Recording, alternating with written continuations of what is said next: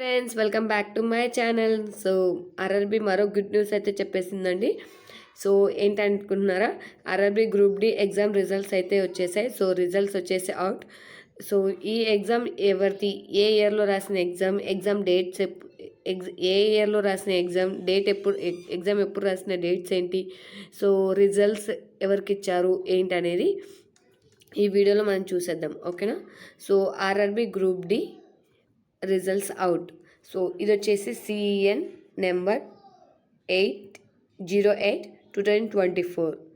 So నాకు తెలిసి ఇదైతే కోర్టు కేసు వేసిన కోర్టులో కేసు వేశారు కదండి.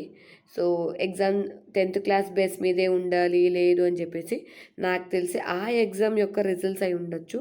మొన్న కూడా సిసిఏ వాళ్ళు కొంచెం కోర్టులో కేసు వేసి అదంతా జరిగింది కదా, అది కూడా క్లియర్. ఆ 15 మెంబర్స్ పక్కన పెట్టేసి రిజల్ట్స్ ఇమ్మన్నారు కదా.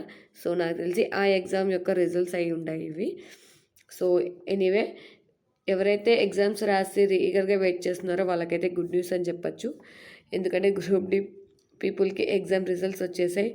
సో ఇవి ఎప్పుడు జరిగిన ఎగ్జామ్స్ అంటే, ఎగ్జామ్ డేట్స్ వచ్చేసి November 27 నుంచి February 10 వరకు జరిగిన, అంటే February 2026 వరకు జరిగిన, అంటే November 27, 2025 నుంచి 5th 2026 వరకు జరిగిన ఎగ్జామ్స్ రిజల్ట్స్ అయితే వచ్చేసాయి.